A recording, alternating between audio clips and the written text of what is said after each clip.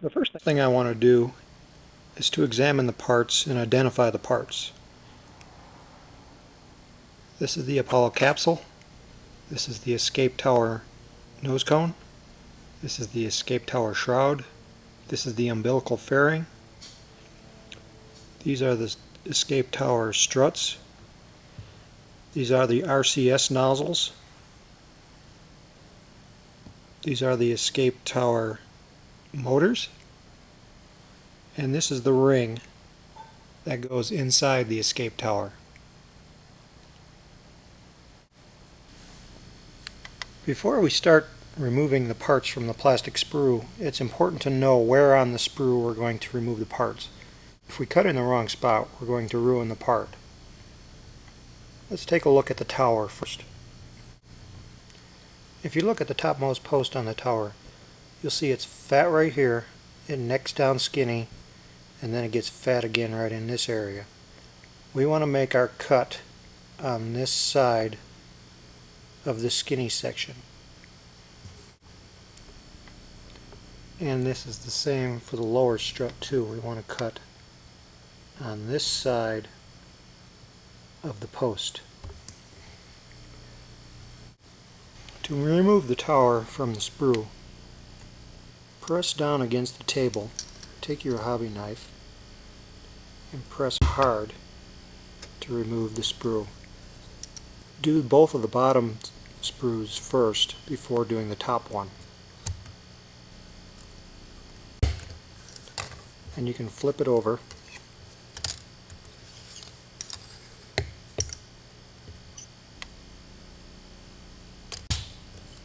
to remove it from the sprue. On the bottom side, we're going to do the same thing for these sprues.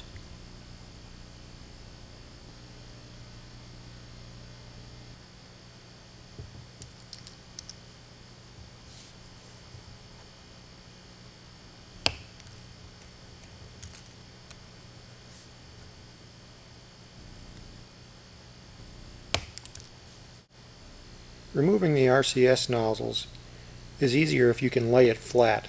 To do this, we're going to cut the sprue right here so that this section lays flat. In this, I'll just use a diagonal cutter. You can also cut this side here.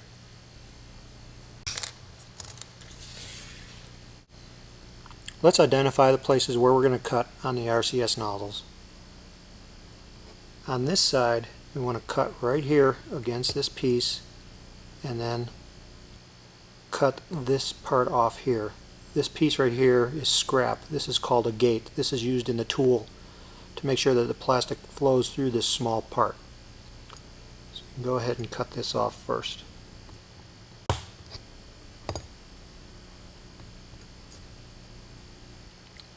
then we're going to cut right here.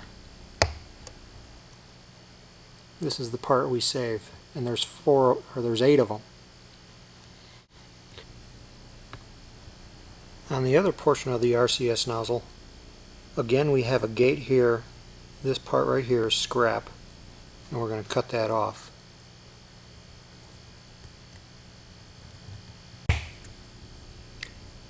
And then we're going to cut right up against the bottom here.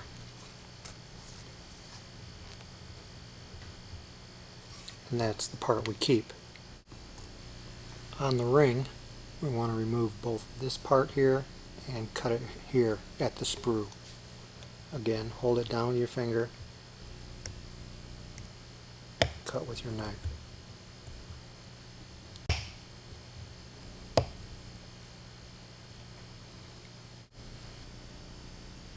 For the escape tower nozzles, we're going to remove right here.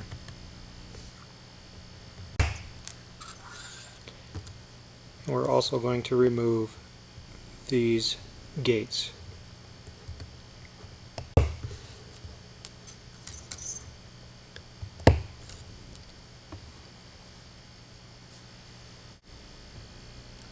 After you have removed all the parts from the sprue, we're going to clean them up prior to assembly.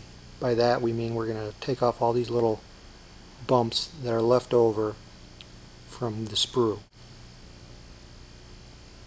The general technique is just to take your hobby knife and just carefully scrape along the surface of the part until that bump is removed. Again, there might be some on the bottom.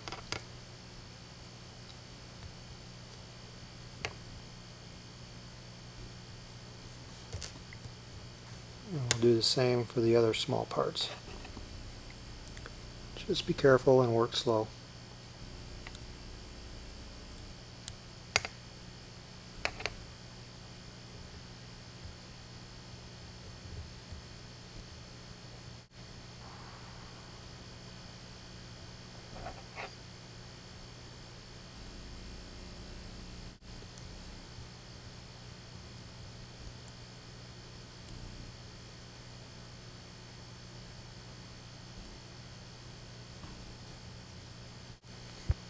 On the struts, we're going to glue these together first before removing the excess plastic.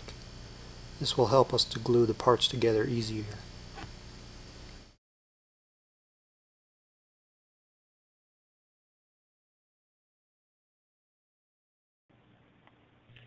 We're now ready to begin the assembly of the escape tower. For this, we're going to need a fine bristle paintbrush, a pair of tweezers, and some liquid plastic cement. We're going to start by gluing the ring into the escape tower.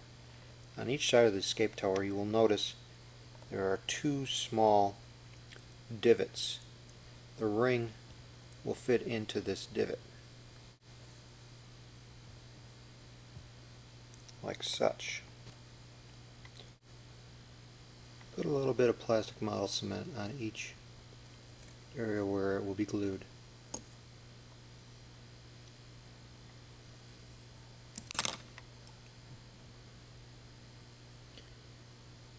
And then hold this in position until the glue has a chance to set.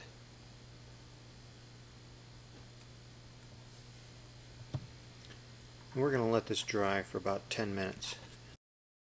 On the strut legs, you will notice there are pins and holes. When we assemble these, the pins have to go into the holes.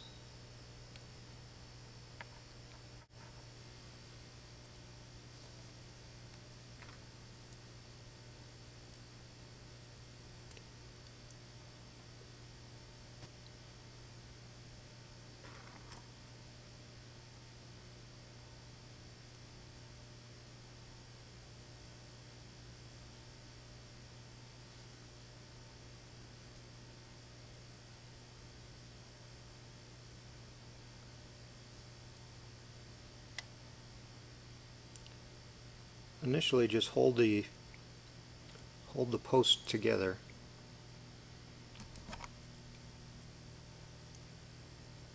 and just apply a little bit of the plastic cement to the seam,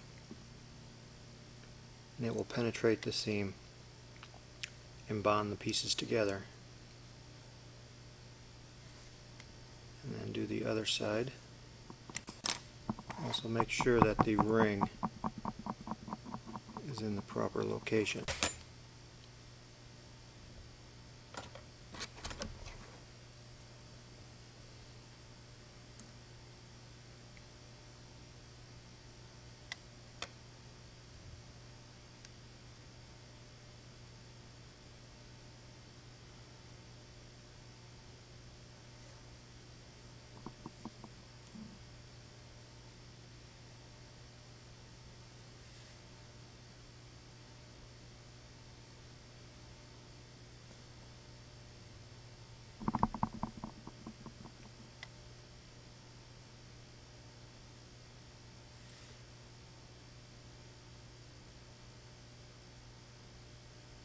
And then do the other side.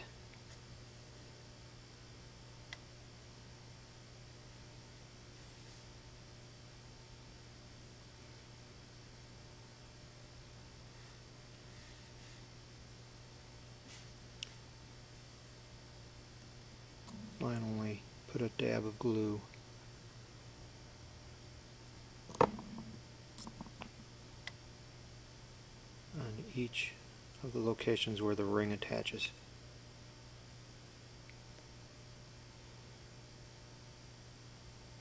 And allow this to dry for about 10 minutes.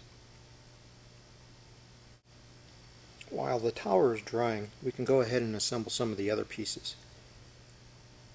The nozzles on the escape tower are assembled by slipping the parts together. And then we'll come back and we'll put plastic cement where the two pieces join together.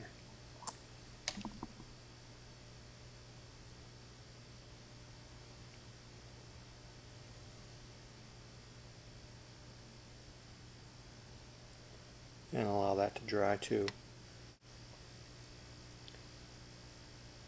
On the capsule, the umbilical fairing fits onto that piece there. And then you can just wick the plastic model cement along the seam.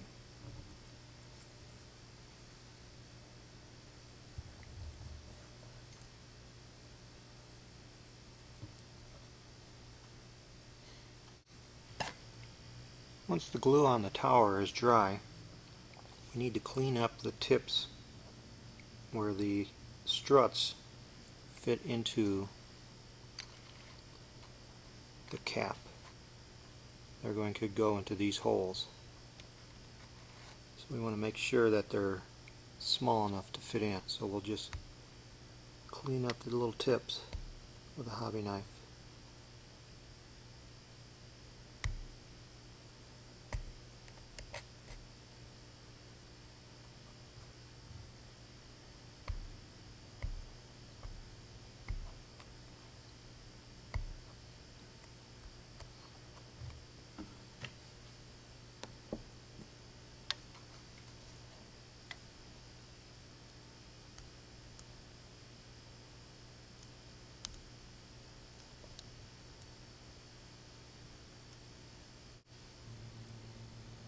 The rocket nozzles fit into the cap. You can put a little bit of the plastic model cement into the crosshairs prior to assembling the nozzles and just slide them in.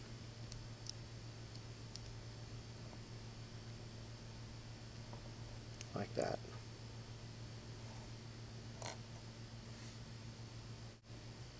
The escape tower strut is then assembled by sticking the pins into the holes.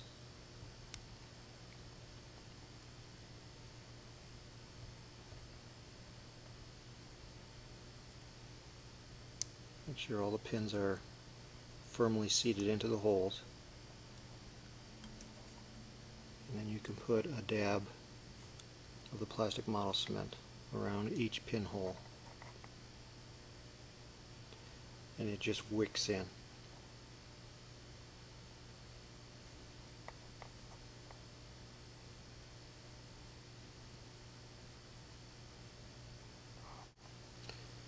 The rocket motor of the escape tower fits snugly onto the top of the tower and into the nose cone.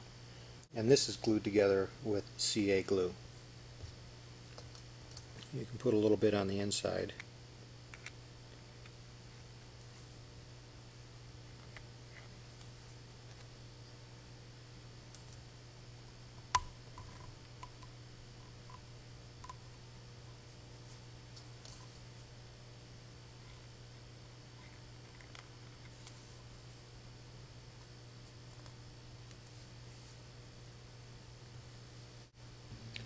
The escape tower will fit on top of the capsule in the little holes.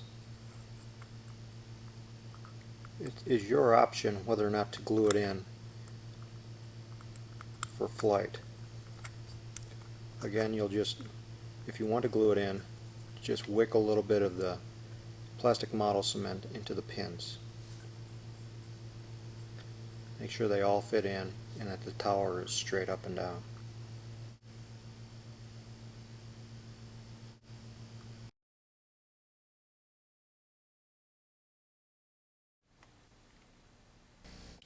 The hardest part about assembling the RCS nozzles is holding the small parts. If you cannot hold them with your fingers, try using a tweezers. Each of the nozzles fits into the slot on the side of the base. after it's in, take some plastic model cement and put a small drop on the top of the unit. Then flip it over and place another small drop on the bottom.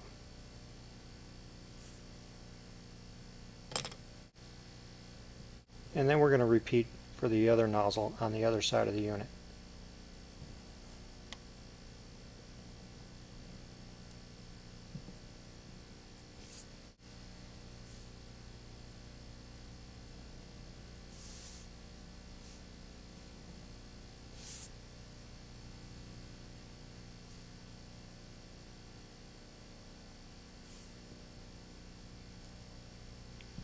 And allow it to dry, and then repeat for the other 3 RCS nozzle units.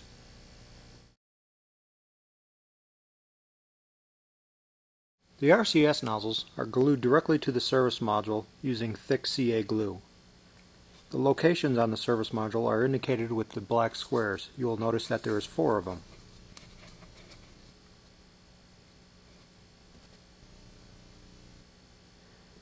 Just take your CA glue, put a small drop on the back side of the RCS nozzle, and position it on the top of the square. And press down and hold. And then repeat with the other nozzles.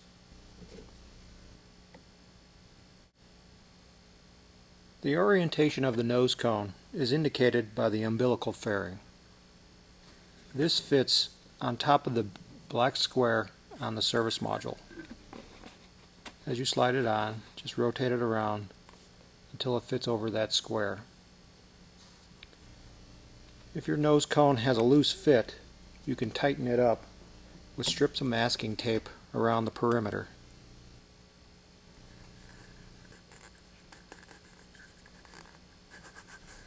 Just press the masking tape down and slide it back into the nut and slide it back into the service module tube.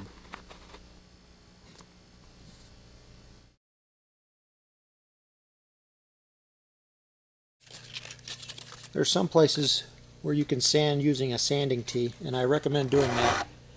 That will greatly speed things along. Other places you'll just have to get in there with some thin sandpaper and just take your time and do a good job.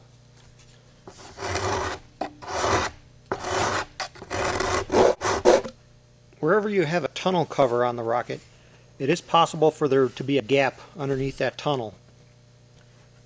If there is, we can either use the Fix-It epoxy clay to fill that gap, or we could use the Elmer's fill and finish. Just take a little bit on a razor blade and just force it underneath.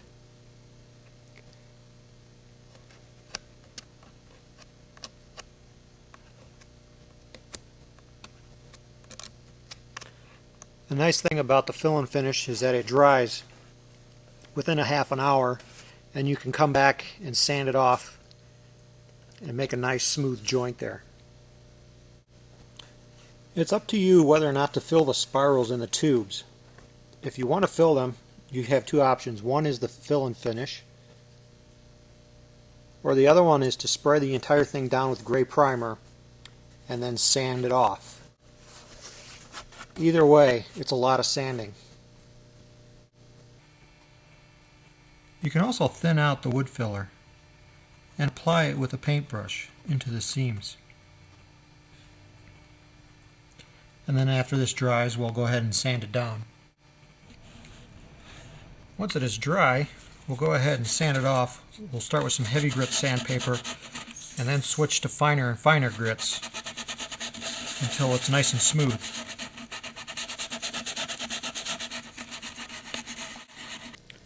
I want to examine any of the seam lines on the interstage wrap. What concerns me is that the paint can get underneath this crack right here, and it could soften up the plastic, causing these lips to curl up. So what I'm going to do is I'm going to take some epoxy clay and force it into that gap and fill it up so that the paint can't get in there.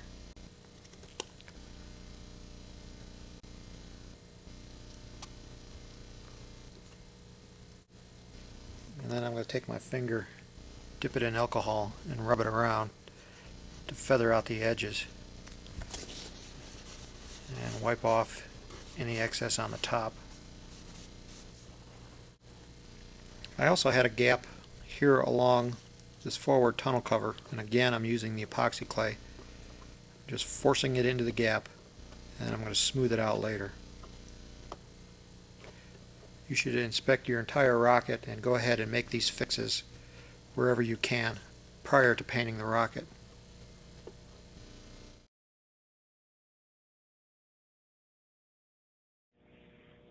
On this particular rocket, I accidentally allowed too much CA to get under this lip when I put on the interstage wrap. It wicked under and it cracked not only the wrap right here, but it also cracked this Ullage rocket motor piece.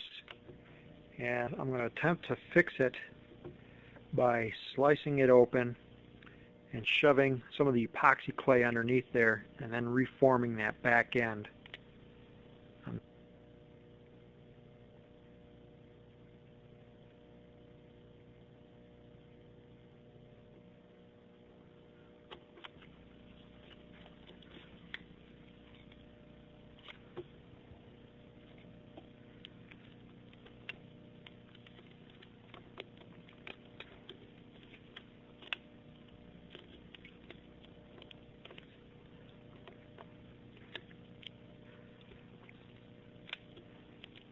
I even have to get underneath this lip here so that when I put it back down, hopefully the epoxy will grab it all.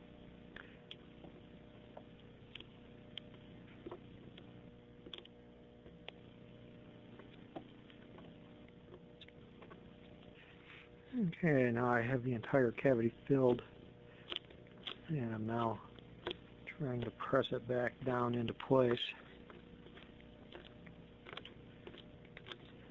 I want to squeeze out whatever's excess in there.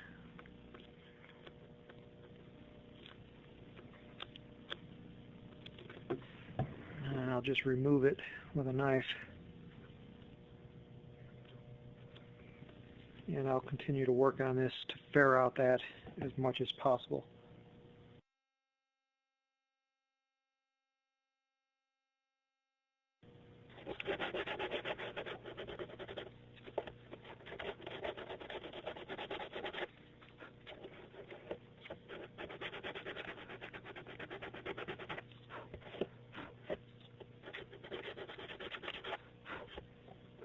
At this point, it doesn't look too bad, but to be really sure, we'll have to go ahead and paint it with some gray primer and then take a look at it.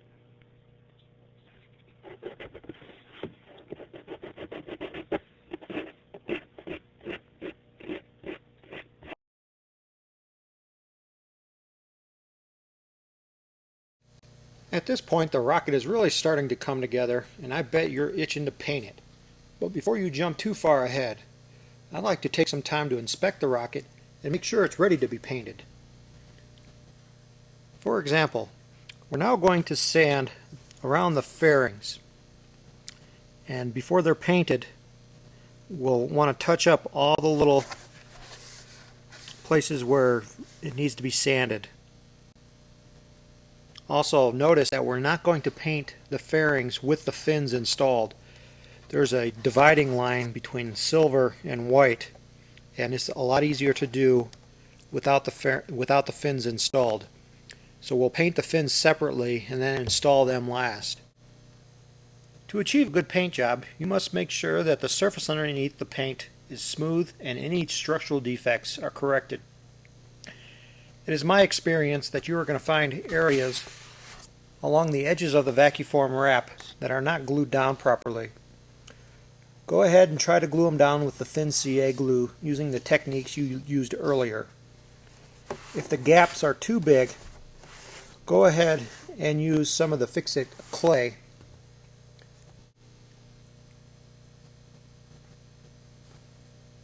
I'll lay a little bit on the edge and force it underneath that gap to fill it up. I don't want the paint getting under there because the solvent's in the paint. will soften up that plastic. You can also use carpenter's wood filler to do this, but I like the epoxy clay because I know that it's not going to crack later, where the carpenter's wood filler is a little bit brittle. We face the same situation on the embossed wraps on the upper part of the rocket. If the paint were to get underneath these wraps, it could cause the edges to curl up because it will soften up the adhesive of the spray adhesive. So pay particular attention to the edges and the joints where the edges come together. Go ahead and double check them and use CA glue as necessary to seal those edges down. We don't want them coming up.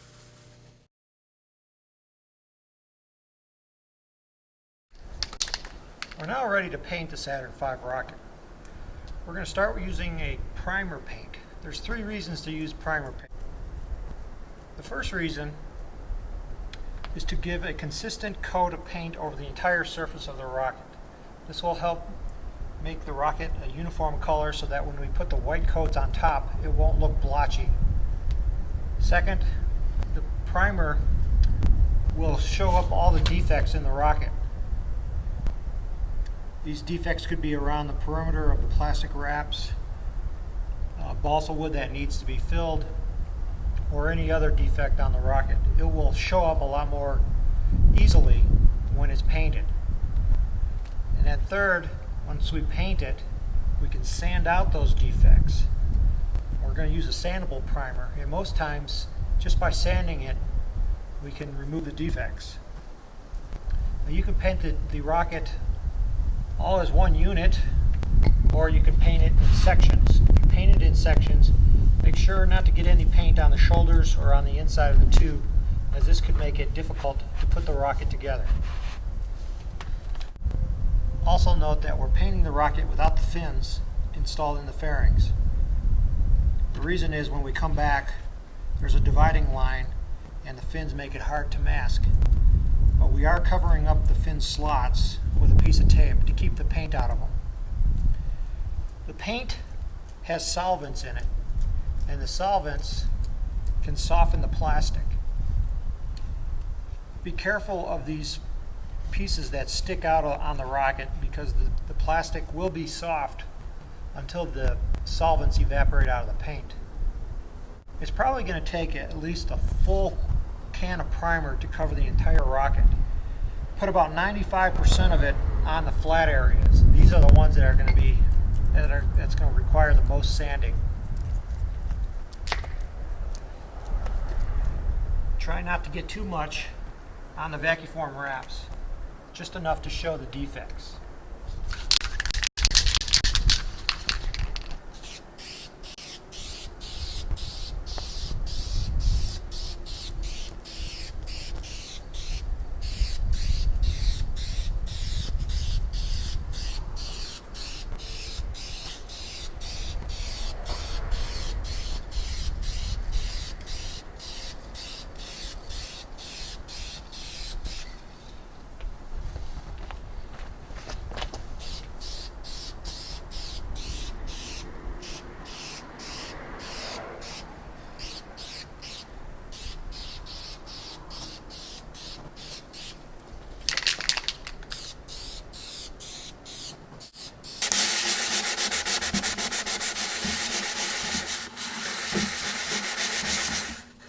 At this point, I'm now sanding the gray primer. It sands really easy and creates a lot of dust, so you may want to use a particle mask while you're doing this step. Our goal is to sand off about 90% of the primer, and this is going to fill all the ridges and seams in the tube. And then after we're done sanding the entire rocket, we'll go ahead and prime it again, and then we'll sand it down with wet dry sandpaper that has been wetted down, and then finally we'll be ready for the white coat of paint.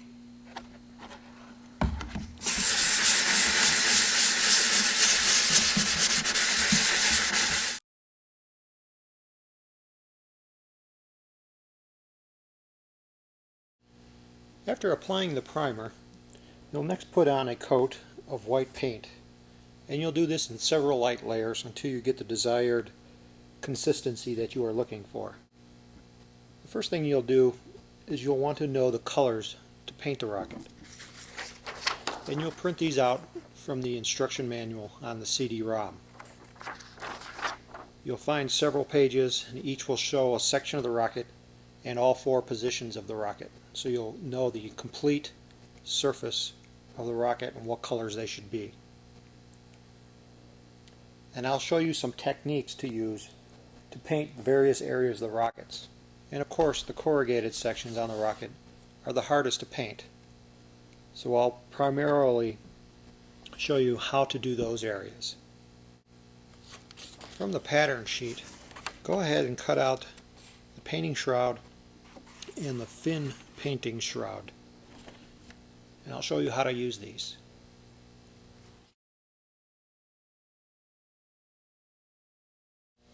We're going to take the fin fairing painting shroud. Actually, it's just a marking guide to allow us to mark on the fairing where we'll be painting the silver. What we'll do is we'll position it on the fairing like this, and then we'll take a piece of tape and we're going to tape it down. So before you're taping it down, make sure that the edge of the fairing shroud painting guide comes down to the edge of the body tube, and then you can just tape it down to make sure that it doesn't move around.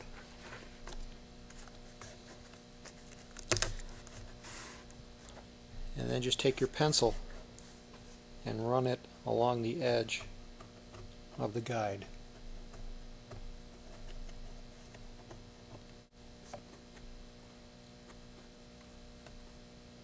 And down here on the bottom will be silver. And go ahead and do that for all the fairings.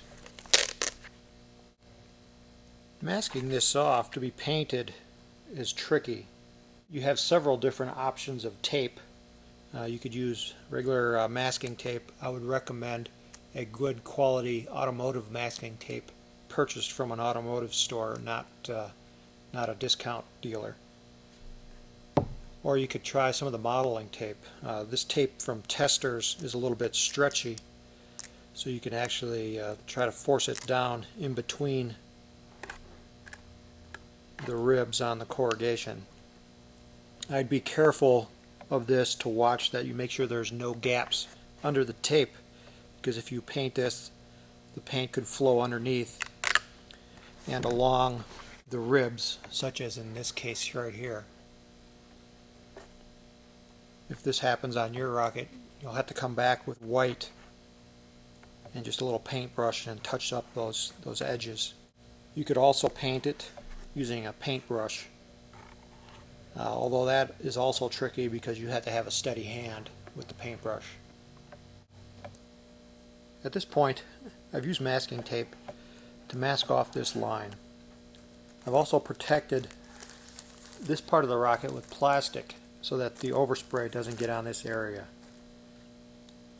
And before I paint, I want to double check these edges, and I can look this way and see if the tape has come up, and if it has, I'll just burnish it down with either a fingernail or another object.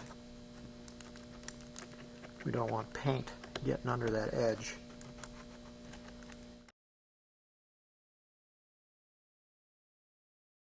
The transition painting shroud is used much the same way as the shroud on the fairings. It's used to draw a line along the outside of the transition so we can mask and paint. Again, what we're going to do is tape the end together.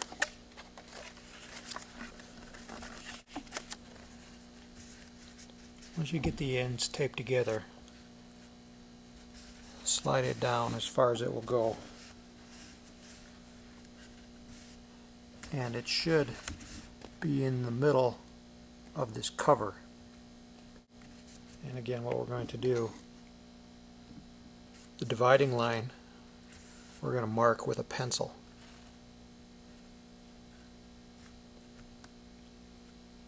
Just take your pencil and run it along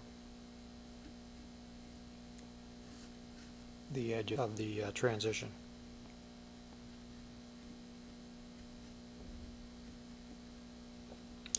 And these lines right here are to divide the quadrants.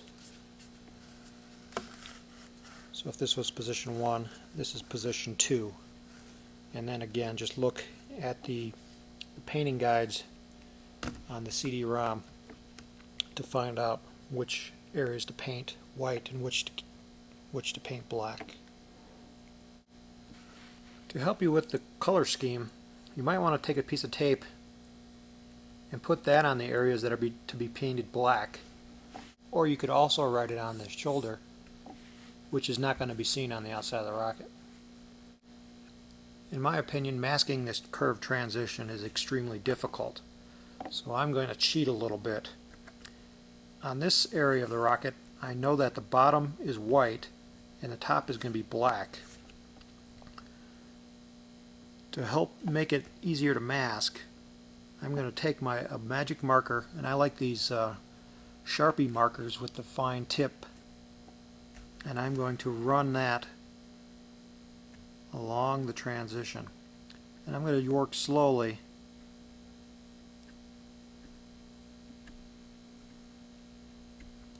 because I don't want the marker going down to the bottom, which is white.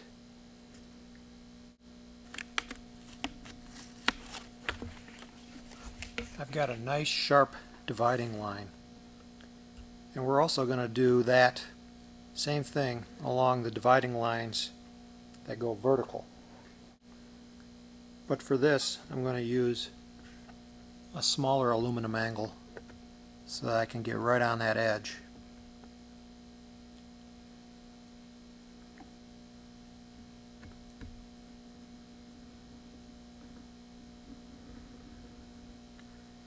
You can also use a ruler for this, but it's a little trickier to hold.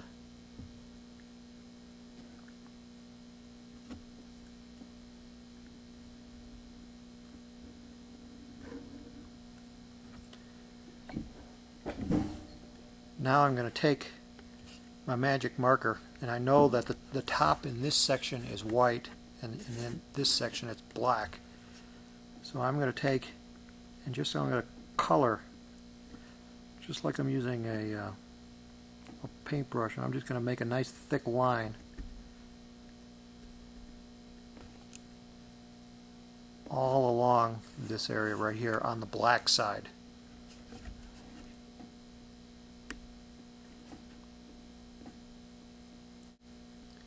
I've now finished marking along that dividing line. And the reason we did this is now it's a lot easier to mask this off. Instead of trying to get a nice sharp line, I can move my masking tape down over the line. And so I keep my sharp line and then still get a nice coverage in this area. So this is going to be black. This is going to be black on the top.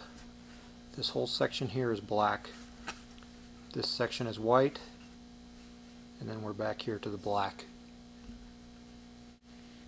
And I recommend using this method on all the areas of the rocket where you have a nice sharp black and white dividing line, because the magic marker will blend into the paint pretty well. Another product that I have found useful is the Micro Mask liquid masking agent. This is applied with a paintbrush.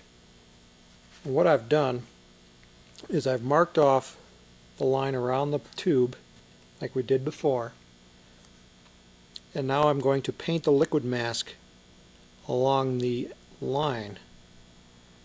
The thing about painting is it's hard to hold your brush straight, and that's why we drew the line there first. And then we'll also paint the antennas that are also masked off around the edges.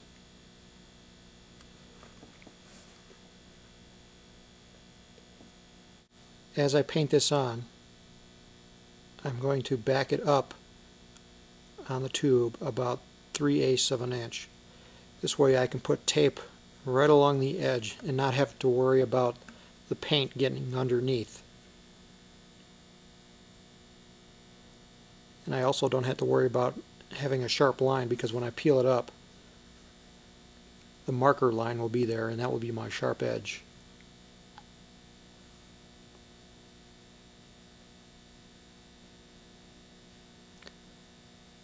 And this is water soluble, so it'll take a little bit of time to dry, probably about an hour, before you can put the masking tape down and then paint over the top.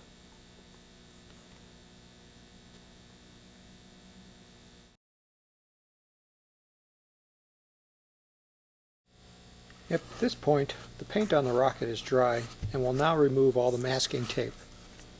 It's always fun to remove the masking tape. It's a lot like Christmas. You never know what you're going to get.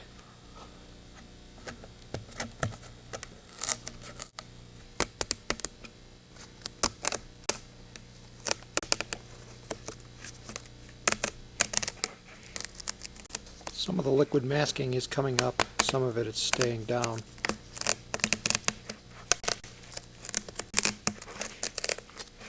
But overall, it looks like this is going to turn out nice.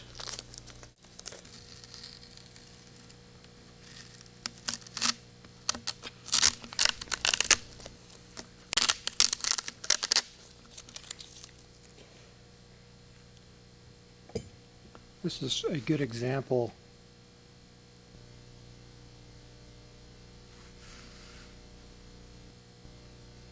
of where the paint went underneath the tape, but since I had put down the liquid masking agent, when I peel that up, we'll have a nice sharp dividing line right there, and it will look good. And then to remove the liquid masking, just stick a piece of tape down and peel it up. See, I missed one little area right there, but I'll come back for that.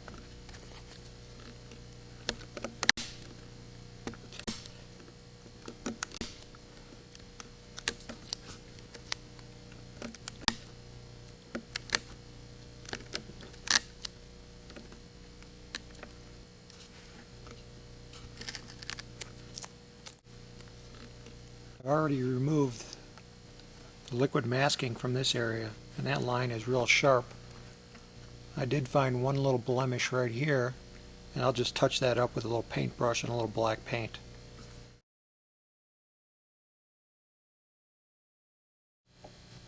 The fins can have little voids in them from the molding process. This occurs particularly on the tip.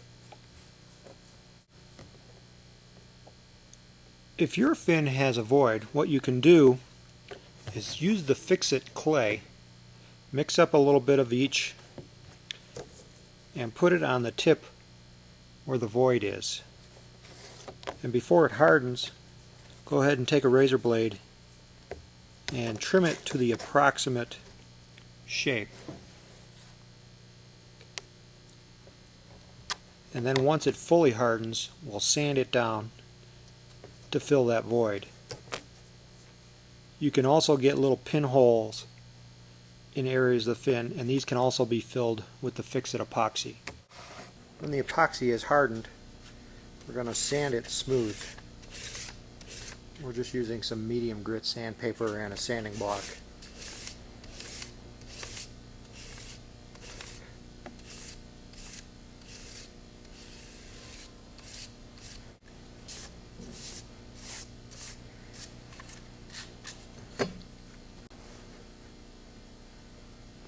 And that's all there is to it.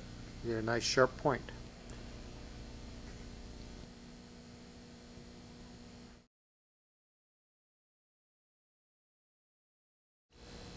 The decals on the rocket are the water transfer type that you'll find on the decal sheet. With a pair of scissors, go ahead and cut out each of the individual decals.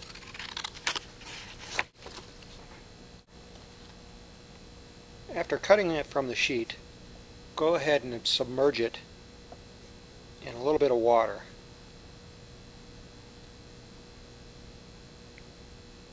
After about 30 seconds, the decal will start to slide.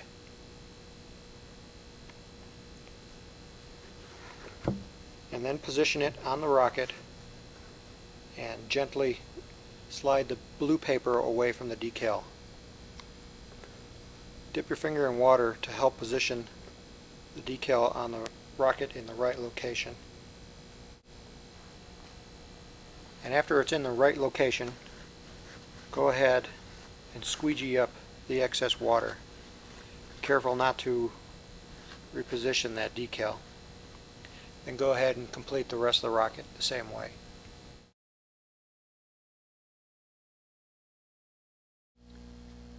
What we're going to do with the rocket motor to install it, as you notice, we did not include an engine hook in this kit, but it should slide up against the engine block to hold it in place. To keep the motor from popping out backwards, what we're going to do is we're going to build up a layer of tape on the outside edge. So just take some masking tape, and ideally we want it to be only 1/4 of an inch wide. So the masking tape is going to hang off the edge of the motor and wrap it around tight. And we want to build up a thickness of this masking tape equal to the thickness of the tube of the engine mount.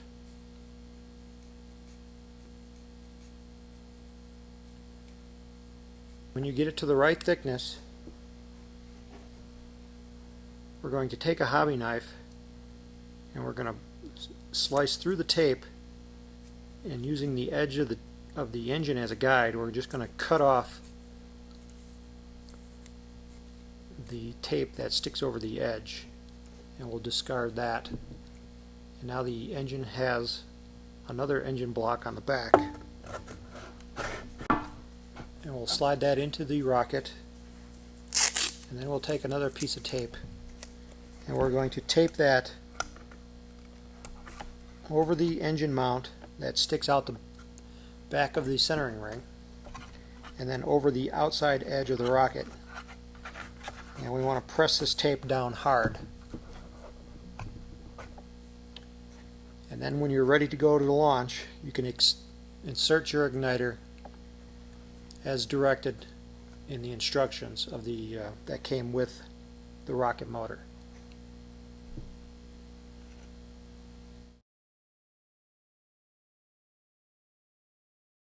If you intend to fly your model rocket, you will need to shove modeling clay into the nose. And what you want to do is carefully force it in there and press it hard. We don't want it coming out. And then spread it around inside the capsule.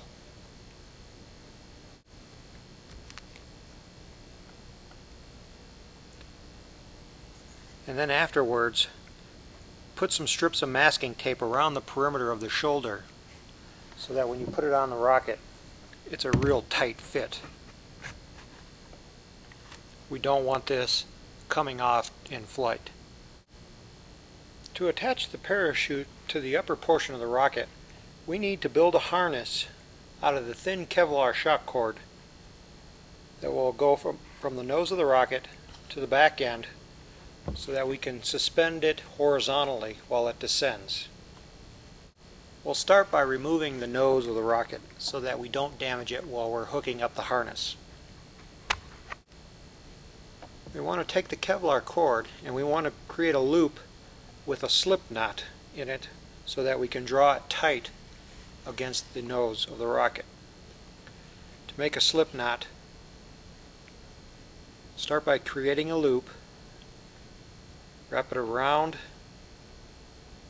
the main cord, draw it across underneath,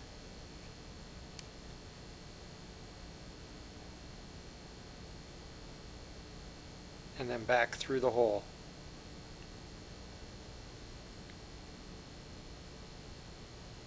And now you'll be able to create a slip knot, making the loop smaller or larger.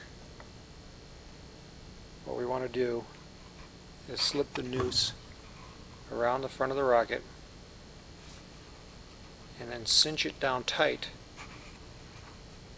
And we're going to put a piece of tape over the top of this and a piece of tape on the back side to hold the string in place. Now with the other end of the cord, we're going to tie it to one of the loops on the base of the model.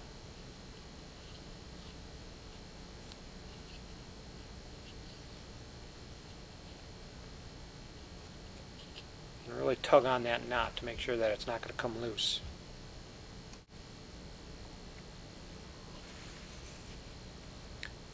Next, we want to pick up the rocket and find the middle of the cord where the front of the rocket will be up higher than the rear of the rocket. We want it to come down a little bit nose up so that when it hits the ground, the base will hit first and then it will drop down. Once you find that point, bring the string up. This is the top point, and create a knot.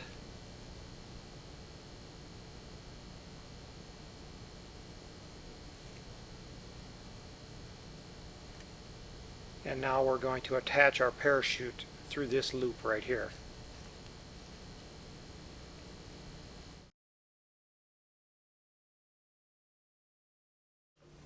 As you can see, the rocket hangs horizontal with the nose slightly higher than the rear of the rocket.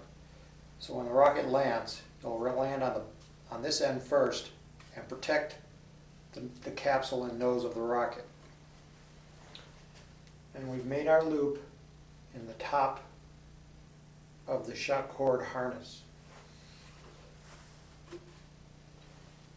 Now we want to take the parachute, we want to take the smaller of the two parachutes, gather the lines up together, and find the apex of the strings.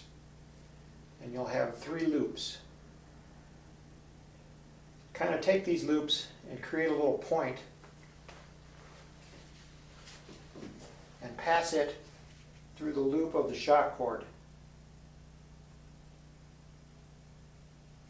And then open it up and pass the point of the parachute through that loop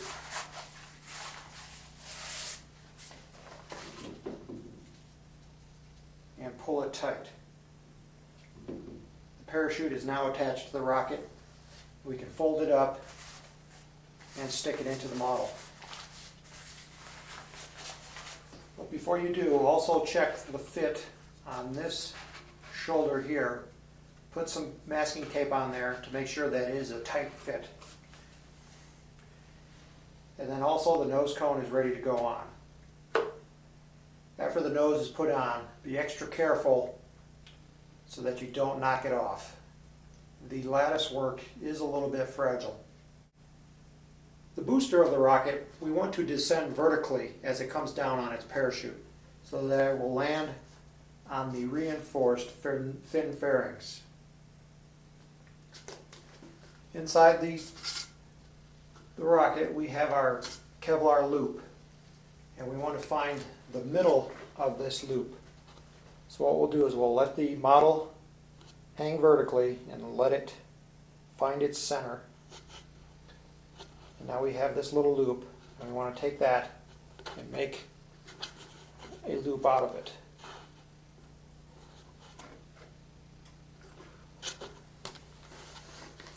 As you can see, I am taking this and creating a knot at the very tip. So we have another little loop right here where we can pass the ends of the parachute through.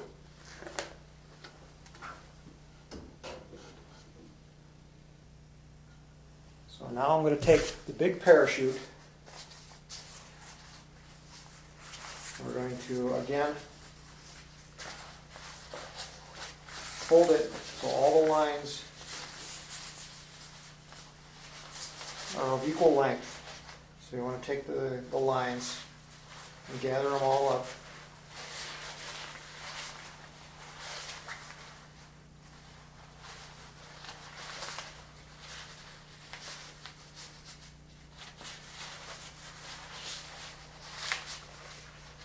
Okay, so now I've got all the lines right here together.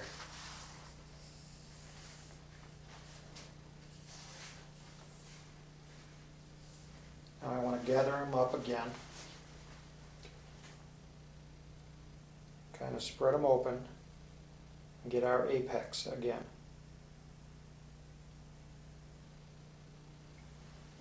Now we're going to pass that through the loop that we made here on the end of the booster shot cord. And again, we'll open these up.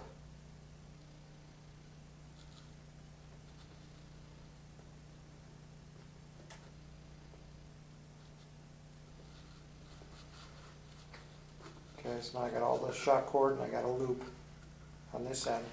And now we're going to take the tip of the parachute and pass it through inside that loop. And again, we're going to pull it tight. So now our parachute is hooked onto the booster section and it's hanging vertically. Now to prep for flight, if you're using the Estes or the Quest type wadding, we want to take 3 or 4 sheets, crumple them up, and stick them inside the middle engine mount tube. And we just want to make these loose.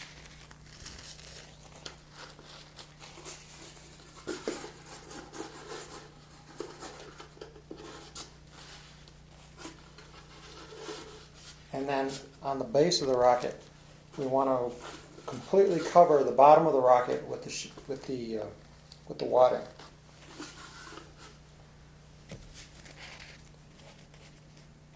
And after it is completely covered, then we'll carefully fold the parachutes and put them inside the rocket.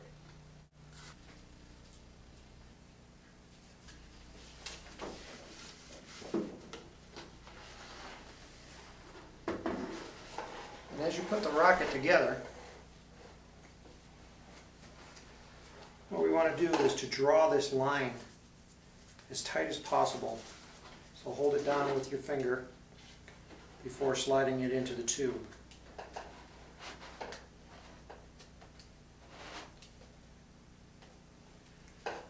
The model is now ready for flight.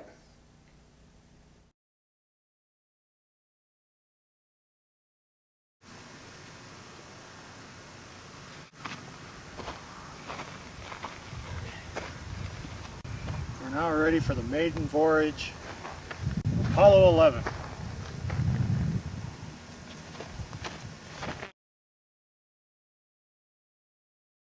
5, 4, 3, 2, 1, launch.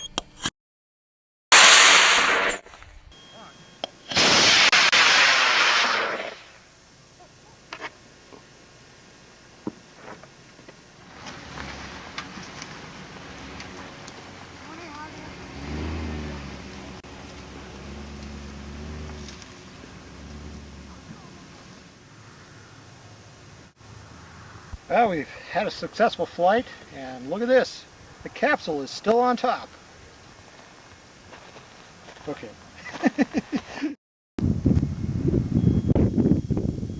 5, 4, 3, 2, 1, launch.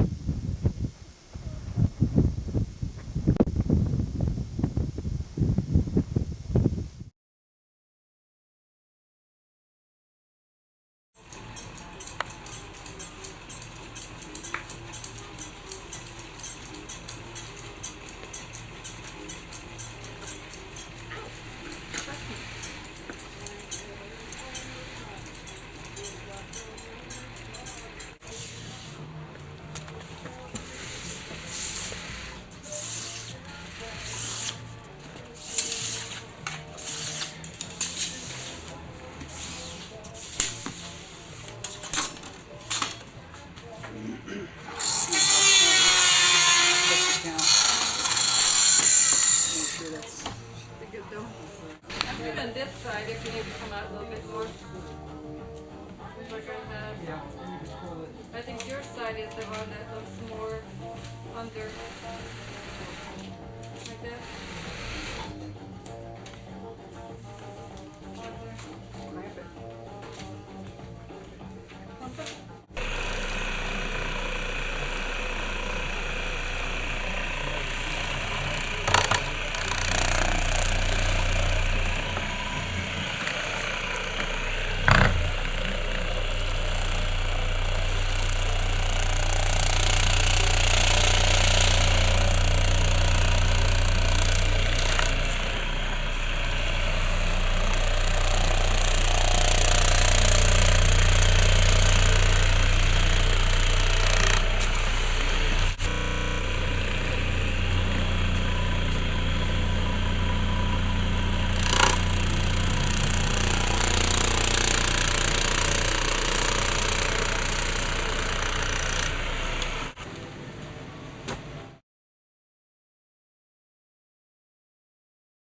Camera in front of me, and I can see in the viewfinder the piece that I'm working on. I also have a remote control when I can zoom in and out to show with clarity this item being performed.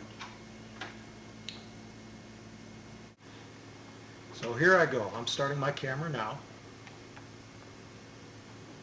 Right now we're going to cut out the fairing of the Saturn V. All the vacuforms that we're going to be doing, this is the only one we're going to cut out with a scissors. When you cut it out, don't use a straight scissors, but use a scissors with a curved cutting end, like a cuticle scissors. This will allow you to get into the tight corners a lot easier. As you can see, this is the final fairing as it will be made. The first step to do is to make a rough cut around the entire perimeter and then cut in the middle. We don't want to cut along the edge just yet. We just want to cut away most of the excess plastic.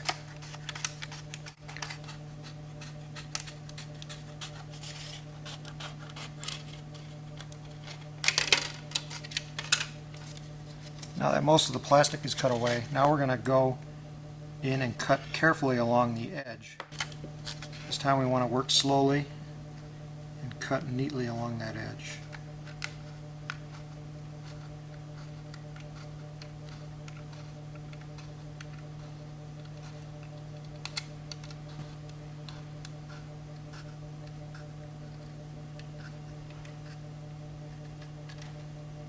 And on the very tip of the fairing, you can see it steps down a little bit. And I'm going to come in from the side and make that little cut.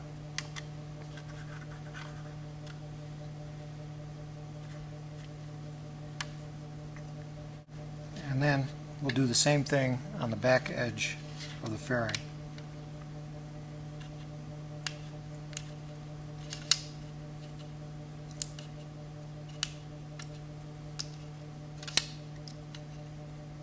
This is where it really helps to have the curved tip on the scissors. Going around this curve is quite tricky. And the edge, if you look carefully at the edge, we don't want it to flare out any. So if it does flare out, I'm just going to carefully cut that, trim that off.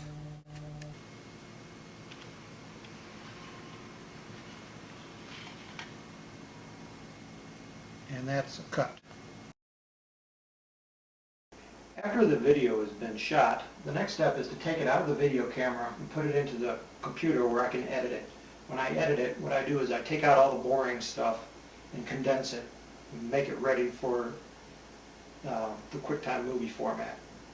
So what we'll do is we'll turn it on. As you can see, the camera is rolling, and at the same time it is importing it into the computer. I'll turn the volume down.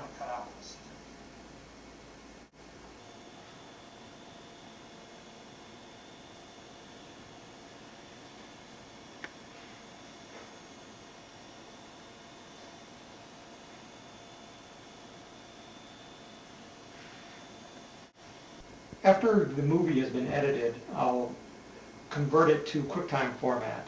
I use several different programs. I use one of them is iMovie for Macintosh. Another one that's shown here is EditDV, which is from Digital Origin. And then to convert it to a QuickTime format, I use Media Cleaner. The whole process takes about 2 hours to do a 1-minute segment of video.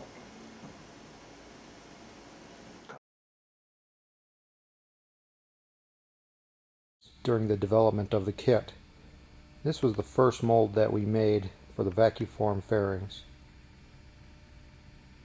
If you look at the base of the fairing, you'll notice some webbing of the plastic. The webbing didn't always occur at this area. Sometimes it would occur on the sides. So we knew we had to redesign the fairing to prevent this from happening. This is the second fairing mold that we made. As you can see, what we decided to do was to put 2 fairings back to back on the mold. This prevented the webbing along the sides.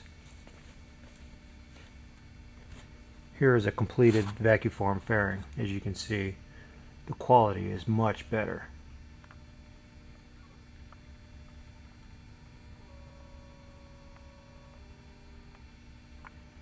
Let's go ahead and watch one being vacuformed.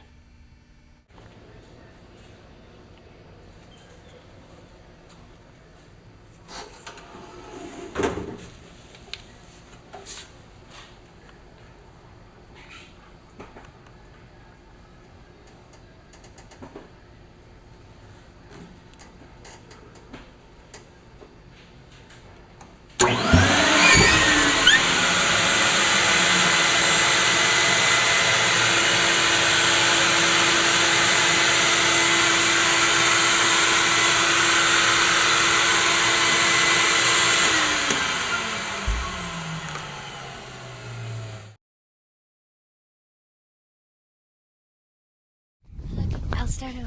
Hi, I'm Alice Milliken, and my dad owns Apogee. And I am 9 years old. If you have never been to Apogee before, I'll take you on a tour. Now we are inside Apogee, and this is what you will see when you come in. This is Michelle. And then there's also a dog named Pluto that likes to greet everybody, but he's outside right now. These are all the rockets that you will see. These are some rockets in these boxes that are ready to go out to customers. These are some more rockets that my dad has built and other people.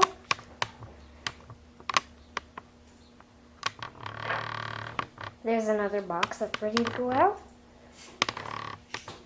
Pluto, come. This is the dog I was talking about, Pluto. Dad, who owns it? This is the studio where he makes the videos.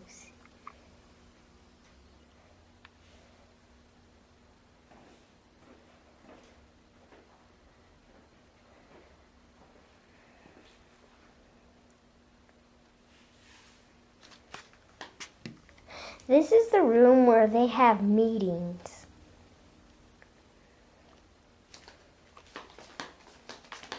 Now we will go into the back.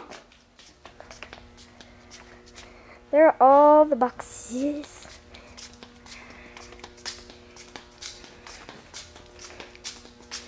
Now I'll show you. These are the rockets that he does not have in the front. Some of them are mine.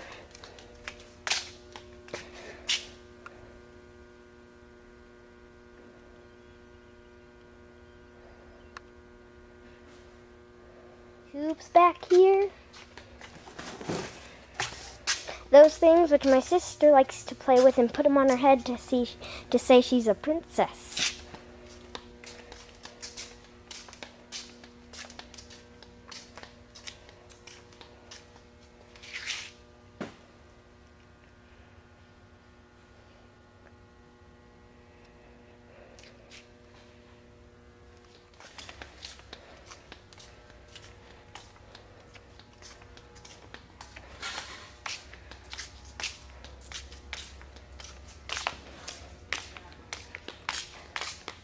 This is where they keep all their supplies. And that's Robbie. He packages the boxes.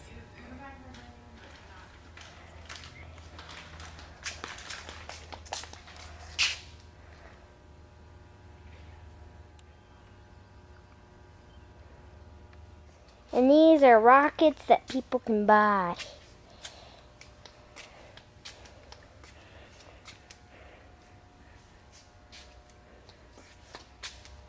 There's a lot of them. This is where Robbie packages the boxes.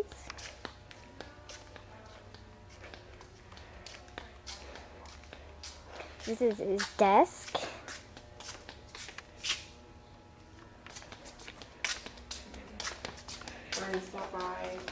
And then this is the room where they make stuff for the website. I'm back here again. Bye. Thank you for watching this tour.